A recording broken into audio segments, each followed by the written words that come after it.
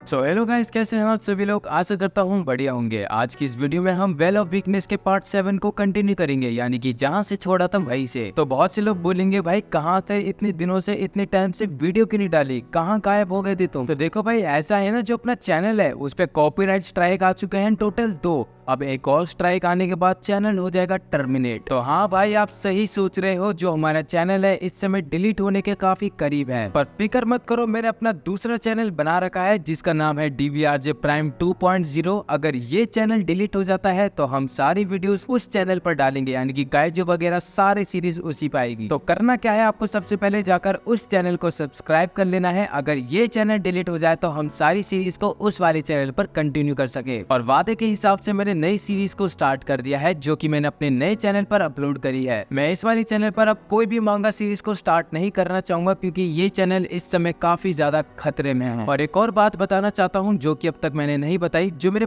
पक्के सब्सक्राइबर्स हैं ना, जब भी मैं वीडियो डालता हूँ तुरंत वीडियो पे क्लिक कर देते हैं, उनको तो अच्छे से पता होगा मैं क्या कहने वाला हूँ। तो देखो, मैंने एक वीडियो बनाई थी जिसमें मैं बता रहा था कि मैं यूट्यूब को छोड़ू। वैसे असल में उस वीडियो को कोई पॉइंट नहीं था कि मैं यूट्यूब को छोड़ रहा हूँ, बट अनफॉर्चुनेटली यूट्यूब को लगा कि मैं उनके गाइडलाइंस का उल्लंघन कर रहा हूँ, यानी कि मैंने वीडियो के अंदर कुछ वायलेंस का इस्तेमाल किया है। तो देखो भाई, जिसने सबसे पहले यूट्यूब पे वीडियो को मेरी देखी थी उनको अच्छे से पता है भाई मैंने वीडियो के अंदर कितना वायलेंस का इस्तेमाल किया था। भाई मैंने इतना वायलेंस का इस्तेमाल किया था कि मैं वर्ल्ड वॉर 4 को स्टार्ट करने जा रहा था। अरे वर्ल्ड वॉर 4 छोड़ो भाई, मैं तो रंबलिंग शुरू करने जा रहा था। सोचो कितनी तबाही फैलाता। तो खैर छोड़ो, ये होगी मजाक की बातें। वैसे ये कॉपीराइट स्ट्राइक 90 दिन तक तो अपने आप रिमूव हो ही जाएंगे। तब तक मैं मानवा से रिलेटेड वीडियो डालूंगा, ना कि मांगा के। सो हाँ, अगर आपको जैपनीज मांगा एक्सप्लेनेशन देखनी है तो आपको मेरे सेकंड चैनल पर जाके देखना होगा। और यही नहीं, एक नई सीरीज है जो कि मैं आपके लिए लाने वाला हूँ उस वाले चैनल पे, बस वेट करो थोड़ा। तो वेल ऑफ वीकनेस के पार्ट 7 को शुरू करने से पहले पार्ट 6 का थोड़ा सा रिकैप।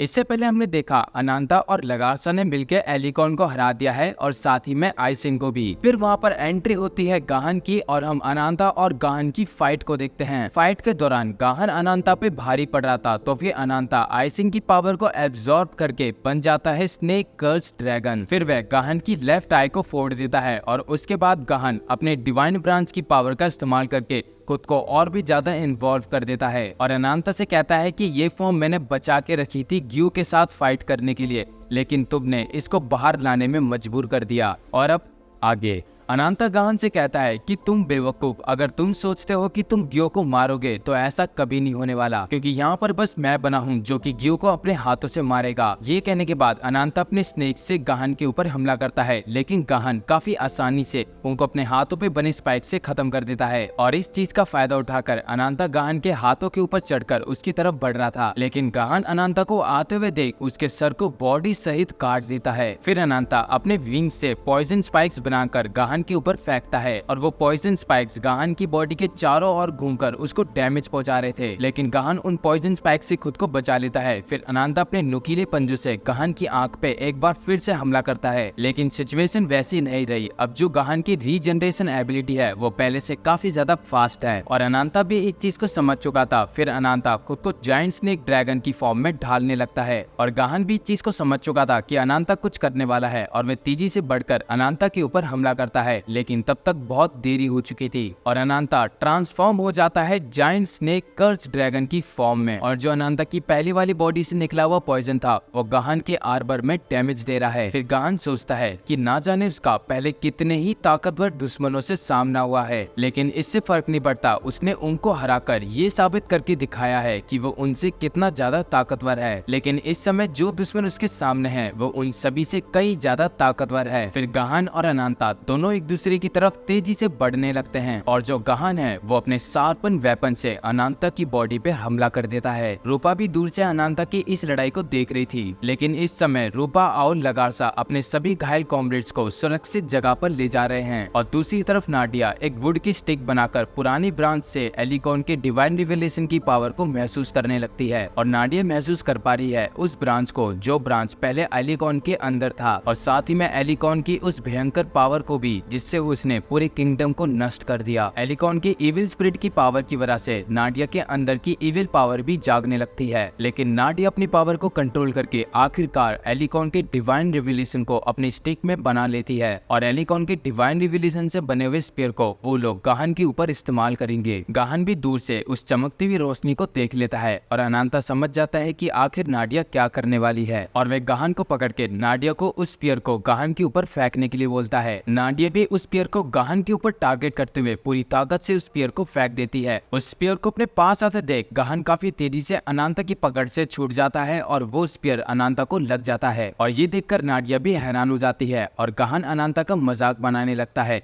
क्या यही तुम्हारी चाल थी? ये तो तुम पर ही भारी पड़ गई। लेकिन एक इंटरेस्टिंग चीज गाहन के सामने होती है। जो अनांता की बॉडी है उसमें से पर्पल कलर की ऑरा बाहर आ रही है और अपनी पावर को एलिकॉन के डिवाइन रिवोल्यूशन से मर्ज करने के बाद वे उस डिवाइन रिवोल्यूशन को गाहन की आंख में डाल देता है। फिर उसके बाद वे क्यूसर का इस्तेमाल करता है और क्यूसर एक ब्लैक होल टाइप का अटैक है और वे गाहन की इस न्यू फॉर्म की बॉडी को पूरी तरीके से अपने अंदर समा लेता है और जो बचता है जमीन पे पड़ा हारा हुआ गाहन। और गाहन को यकीन नहीं होता कि वे सच में किसी से हारा। सच में जो अनांता की रीजनरेशन एबिलिटी है वो काफी ज्यादा लाजवाब है। उसके बाद अनांता गाहन से कहता है कि अब वे उसको खाने जा रहा है, अगर उसकी कोई आखिरी ख्वाहिश है तो वे उससे कह दे। गाहन कहता है कि ये लड़ाई काफी ज्यादा मजेदार थी और मैं उस इंसान के हाथों हार गया जिसको ब्लैक ड्रैगन ने कर्स कर रखा है। तुम्हारे अंदर बदले से भरी हुई आग की लपटें हैं और ये तुम्हारी फ्लेम ऑफ विल एक ना तो एक दिन विंग्स ऑफ इनकारनेशन गियो को हरा ही देगी। लेकिन मुझे खुशी होगी कि मैं तुम्हारी कर्ज का हिस्सा बन जाऊं और तुम मेरी पावर्स का इस्तेमाल करके गियो से लड़ाई करो, क्योंकि मेरा मकसद भी गियो को हराना है। गाहन की आखिरी विश सुनने के बाद अनांता ब्लैक ड्रैगन का बड़ा सा मुंह खोलकर गाहन को खा जाता है। यहाँ से सीन शिफ्ट होता है और हम अनांता को देखते हैं जो कि किसी अननोन जगह पे बैठा था और वह उधर ही बैठा हुआ कहता है कि मैं काफी ज्यादा थका हुआ हूँ तो इसलिए तुम यहाँ से दफा हो जाओ। और हम देखते हैं वहाँ पर ब्लैक ड्रैगन आज ही दाका आया होता है और वह अनांता से कहता है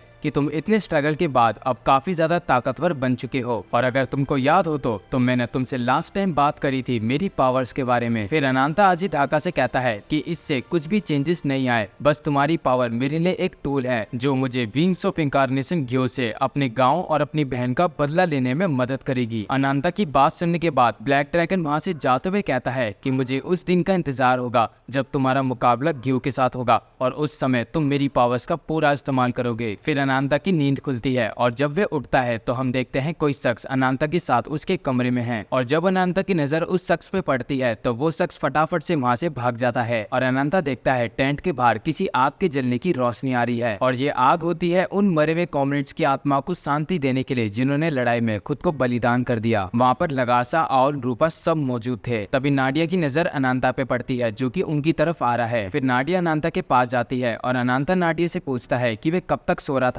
और नाडिया बताती है कि गाहन से लड़ाई के बाद वे पूरे दिन सोता ही रहा। और अभी की सिचुएशन के बारे में बात करें तो क्वीन लगासा अपने मरे हुए कॉमरेड्स का फ्यूनरल कर रही है। साथ ही में तुम्हारे एफर्ट्स और कॉमरेड्स की सैक्रिफाइसेस की वजह से हम ये जंग जीत चुके हैं। सबसे जरूरी जो तुम्हारी ऑरा है वो डिफरेंट दिख रही है और तुम पहले से भी ज्यादा ताकतवर बन चुके हो। साथ ही में तुम्हारे अंदर का डिवाइन ब्रांच भी बहुत ज्यादा ताकतवर बन चुका है। और तभी वहाँ पर रूबी आता है और रूबी को देखने के बाद अनांता रूबी की तरफ मुस्कुराता है और उससे कहता है कि रूबी मुझे तुमसे कुछ अकेले में बात करनी है, क्या तुम मेरे साथ आओगे? यहाँ से सीन शिफ्ट होता है और हम विंग्स ऑफ इनकारनेशन के फर्स्ट सेफिरोट को देखते हैं जो कि मीटिंग हॉल में आई होती है और वो है इनकारनेशन ऑफ एबिस लेवियन। लेवियन बीहॉन और जिस से पूछती है कि ऐसी क्या आफत आ गई जो कि उसको इमरजेंसी यहाँ पर बुलाया गया। और तभी वहाँ पर एक आइस का क्रिस्टल आकर गिरता है और इसमें से बाहर आता है fifth Sephirot incarnation of first viewer. View चिल्लाते हुए बताता है कि हमारा बाहुबली मेंबर गाहन अब हमारे बीच में नहीं रहा, क्या ये बात सच है? फिर वहाँ पर एंट्री होती है फोर्थ सेफिरोट की इनकारनेशन ऑफ मैडनेस कीसा होल्गा। कीसा होल्गा को फर्क नहीं पड़ता कि गाहन उनके बीच में नहीं रहा, वो चाहती है कि वे गियो को प्रोटेक्ट करें। और फिर थर्ड सेफिरोट जिस जमीन को गुस्से में खरोचते हुए कहता है गाहन हमारा एक इम्पोर्टेंट मेंबर था, वो मुझसे ज्यादा ताकतवर था और दूसरे नंबर पे बीहॉन डायमेंशियल पोर्टल खोलते हुए बताता है कि हमारा एक स्पाई है जिसने हमें इंफॉर्मेशन दे दी है लेवेटिन ग्रुप के ठिकाने की और गाहन की ये सेक्रीफाइस सेक्रीफाइस खाली नहीं जाएगी। अब वक्त है हमारे प्लान को अंजाम देने का। और हम देखते हैं उस डायमेंशनल पोर्टल के अंदर होता है गियो, जो कि अपनी ट्रू फॉर्म में होता है,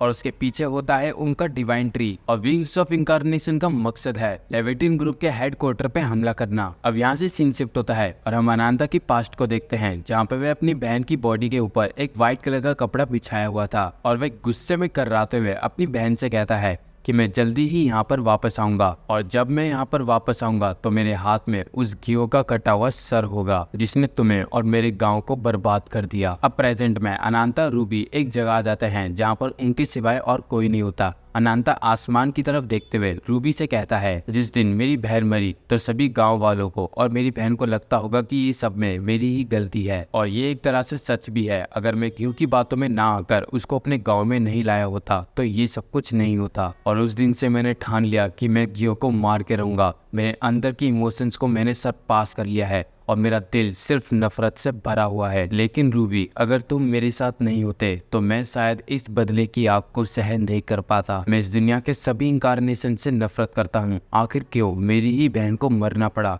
मैं लड़ाई के वक्त सिर्फ इसी सवाल का जवाब ढूंढता हूँ। गियो और आजिदा का ब्लैक ड्रैगन, ये दोनों भी एक ही जैसे हैं। अगर मेरे पास पावर्स होती तो मैं इन सभी इंकारनेशन को एक झटके में खत्म कर देता। इसके अलावा रूबी, मुझे लगता है तुम भी एक इंकारनेशन हो। फिर हमें पता चलता है कि रूबी भी एक इंकारनेशन है और वह अपनी ह्यूमन फॉर्म में आते हुए अनांता से माफी मांगता है कि उसने इतने समय से अपनी आइडेंटिटी अनांता से छुपाई। बस वो ये नहीं चाहता था कि अनांता भी उसको बाकी इंकारनेशन की तरह ही नफरत करे। फिर अनांता आसमान की तरफ देखते हुए रूबी से कहता है, जब एलिकॉन का डिवाइन ब्रांच उसके अंदर आया तो साथ ही में उसकी कुछ मेमोरीज उसके सर के अंदर आई। वो कुछ ऐसी मेमोरीज थी जिनको भुलाया नहीं जा सकता। अब तुम पकड़े गए हो रूबी, लेकिन कुछ है जो कि मैं तुमसे कहना चाहता हूँ। तुम हमेशा मेरे साथ रहना और इसके लिए मुझे माफ करना। मैं ये बात भूल गया कि मेरे पास एक फैमिली थी जो शुरू से ही मेरे पास रहती थी, और वो थे तुम। ये सुनने के बाद रूबी रोते हुए अनांता को कस के गले लगा लेता है और कहता है कि अनांता उसकी फैमिली है। फिर अनांता सोचता है एलिकॉन की जो मेमोरीज उसके पास है उसके अंदर दुख और पछतावा काफी ज्यादा भरा हुआ है। यही नहीं, गहन के भी कुछ इमोशंस है जैसे कि डिजायर और रिवेंज। वो कुछ हद तक मेरे ही जैसा है। वह कोई भी राक्षस बन जाएगा सिर्फ अपने बदले को पूरा करने के लिए। फिर रूबी देखता है कि अनांता थोड़ा सैड है और वह उसके चेहरे पे हाथ रखते हुए उससे कहता है कि अनांता, तुम सैड मत हो, मैं हमेशा तुम्हें खुश देखना चाहता हूँ। फिर अनांता खड़ा होकर रूबी के हाथ को पकड़ते हुए कहता है कि वो दिन आएगा जब वह अपनी बहन की ग्रेव के पास वापस जाएगा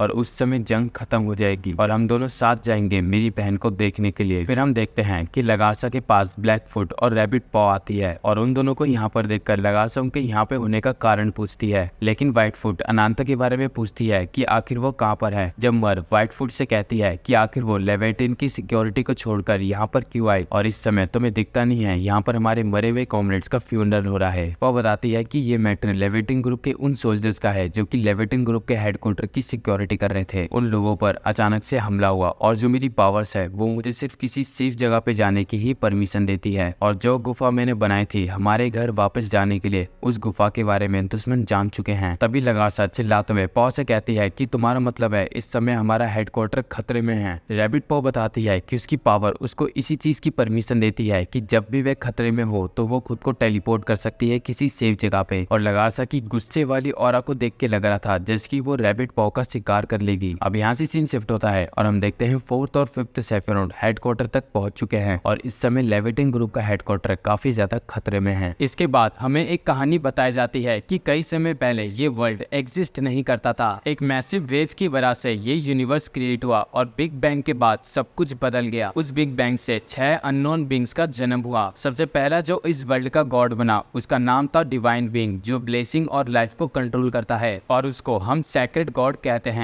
दूसरा बीइंग जो डेथ और कर्स को कंट्रोल करता है उसको डिमोनिक गॉड के नाम से जानते हैं। तीसरे में गॉड ऑफ मैजिक जो कि मिरेकल और लॉस को कंट्रोल करती है। चौथे में गॉड ऑफ सॉर्सरी जो कि हार्मनी और लाइफ साइकिल को कंट्रोल करता है। 5वें नंबर पर आता है गॉड ऑफ वॉरियर्स जो कि वॉर और स्ट्रेफ को अपने हाथों में रखता है। और आखिर में गॉड ऑफ मर्किनरी जो कि क्रिएशन और डिस्ट्रक्शन को अपने कंट्रोल में करते हैं। हमारे पास 6 एब्सोल्यूट गॉड है और इन 6 एब्सोल्यूट गॉड ने मिलकर इस धरती पर जिंदगी बनाई जिनको नाम दिया गया इंसान। यही नहीं, इन सभी गॉड्स ने मिलकर डिवाइन रिविलेशन को बनाया और 5 लेजेंडरी इंकारनेशन को जन्म दिया जो कि हमारे वर्ल्ड के सबसे पहले इंकारनेशन थे। और इस कहानी को लेविटिन फोर्ट्रेस के अंदर रहने वाले लोगों में से एक दादी सभी बच्चों को सुना रही होती है। एक बच्चा उस दादी से पूछता है कि हमारे पास तो 6 लेजेंडरी इंकारनेशंस थे। वह दादी बताती है कि ये बात सच है कि हमारे पास 6 इंकारनेशंस है जिनके पास डिवाइन रिविलेशन की पावर है, लेकिन उन 6 इंकारनेशन में से सबसे मिस्टीरियस, जिसको गॉड ऑफ मर्किनरी ने बनाया, उसके पास कोई डिवाइन रिविलेशन नहीं है और वह ह्यूमन से काफी ज्यादा अलग दिखता है और इसलिए उसको कहा जाता है इंकारनेशन ऑफ मर्किनरी। जो इंकारनेशन इस धरती पर आए उन्होंने अपने लिए रहने के लिए इंसानों के साथ मिलकर काम करना चुना और कुछ इंकारनेशंस को तो इंसान भगवान के रूप में पूजते थे और उनकी सेवा करते थे। लेकिन एक दिन सब कुछ बदल गया जब इस धरती पर विंग्स ऑफ इंकारनेशन ने कदम रखा। विंग्स ऑफ इंकारनेशन ने इस धरती के सभी इंकारनेशन से डिवाइन रिविलेशन हासिल करना शुरू कर दिया और अपनी ताकत को बढ़ाना भी। जो भी उसके खिलाफ जाता वह उनको मौत के घाट उतार देता था। और इन सभी से तंग आकर हमारी क्वीन लगारसा ने लेविटिन ग्रुप को बनाया जो कि विंग्स ऑफ इंकारनेशन को रोक सके। फिर एक बच्ची उनसे पूछती है हमारी क्वीन जंग में गई है, क्या वो सही सलामत वापस लौटेंगी? फिर वहाँ पर आता है बर्नहर्ड और बर्नहर्ड को देखकर वहाँ के सभी बच्चे काफी खुश हो जाते हैं। बर्नहर्ड उस लड़की को समझाता है कि तुम चिंता मत करो, हमारी क्वीन के साथ सबसे ताकतवर इंकारनेशंस गए हैं और साथ ही में कुछ वॉरियर्स भी। क्वीन हमारी सही सलामत वापस आएंगी। फिर एक बच्चा रैकलेट की तरफ इशारा करते हुए कहता है कि रैकलेट भी तो एक इंकारनेशन है, क्या वो बर्नहर्ड जितनी ताकतवर है? बर्नहर्ड कहता है कि रैकलेट अभी छोटी है, अभी उसको अपनी पावर्स का एहसास नहीं, लेकिन जब वह बड़ी होगी तो मुझे पूरा यकीन है ये मुझसे भी ज्यादा ताकतवर बनेगी। और बर्नहर्ड की बात सुनकर रैकलेट काफी खुश हो जाती है। तभी एक बच्ची पूछती है कि रैकलेट तो इतनी छोटी है लेकिन तब भी उसके पास इंकारनेशन फॉर्म है, जबकि इंकारनेशन फॉर्म तो गॉड सिर्फ बड़े लोगों को ही देते हैं। तभी दादी बताती है कि इंसानों की तरह ही इंकारनेशन को भी परमिशन है शादी करने की और 2 इंकारनेशन खून की मिलने से एक बच्चा भी इंकारनेशन बन सकता है। फिर एक बच्चा बर्नहर्ड की तरफ देखते हुए कहता है तो इसका मतलब यह है अगर मैं बर्नहर्ड का बेटा होता तो मैं भी उनकी तरह ही एक इंकारनेशन होता। और उस बच्चे की बात सुनकर बर्नहर्ड को काफी दुख और पछतावे के साथ अपने बच्चे की याद आती है। दूसरी तरफ लेविटिन की किंगडम में बहुत जोर से बारिश हो रही थी और एक गार्डियन अपने सामने दुश्मनों को आते हुए देखता है और चिल्लाते हुए सभी को बता देता है कि दुश्मनों ने उन पर हमला किया है। और ये बात बर्नहर्ड भी सुन लेता है और सामने से आता हुआ इंकारनेशन ऑफ फ्रोस्ट व्यूर आसपास की सभी जगहों को आइस में कन्वर्ट कर देता है। और उसके बाद 10th सीट का सेफिरोंट इंकारनेशन ऑफ वेलर मानसी अपनी बीस्ट फॉर्म में आ जाता है। बर्नहर्ड भी भागते हुए किंगडम के ऊपर जाकर सभी गार्डियन से सिचुएशन के बारे में पूछता है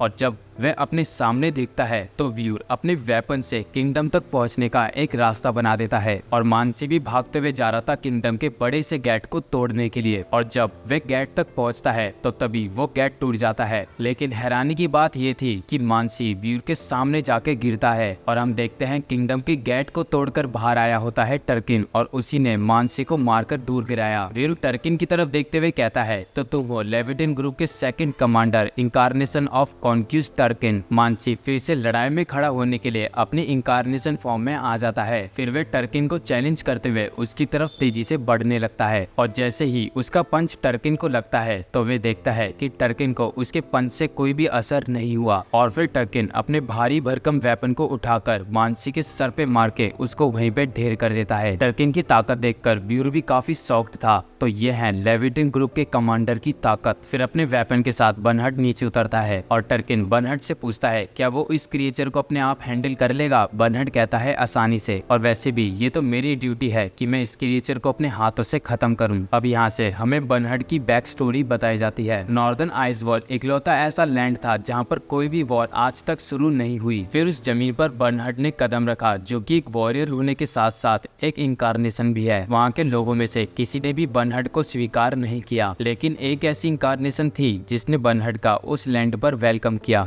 जो कि है इंकारनेशन ऑफ स्नो टॉस्का। आज तक लड़ाई करने के अलावा बर्नहर्ड ने ये फीलिंग कभी भी महसूस नहीं की थी और ऐसे ही एक दूसरे के साथ समय बिताने के बाद उन दोनों को एक दूसरे से प्यार हो गया और उन दोनों ने शादी कर ली। लेकिन जो आगे जाके हुआ वो बर्नहर्ड और टॉस्का के लिए काफी ज्यादा भयानक था। उन दोनों के ही खून का वारिस एक इविल मॉन्स्टर निकला जिसकी उम्मीद टॉस्का और बर्नहर्ड दोनों में से किसी ने नहीं करी थी। टॉस्का और बर्नहर्ड उस बच्चे के फ्यूचर के लिए काफी ज्यादा दुखी थे कि समाज कभी भी इस बच्चे को स्वीकार नहीं करेगा। लेकिन इन सब के पीछे भी किसी का हाथ था, जो कि और कोई नहीं, इनकारनेशन ऑफ विंग्स गियो है। गियो ने अपने ब्रांच का हिस्सा टॉस्का और बर्नहर्ड को दिया, जिससे वे अपने बच्चे को बचा सकते हैं। लेकिन इस ब्रांच का इस्तेमाल करने का भी एक नियम है, अगर इविल बीस्ट कमजोर निकला तो वो मारा जाएगा। और हाँ, जैसा आप समझ रहे हो, जो बच्चा बर्नहर्ड के सामने है वो उसका बेटा है। व्यूअर बर्नहर्ड को अपना फादर कहते हुए अपनी लेदर की टोपी उतारता है और बर्नहर्ड से कहता है, फादर क्या आपको पता है जिस जानवर की मैंने टोपी पहन रखी है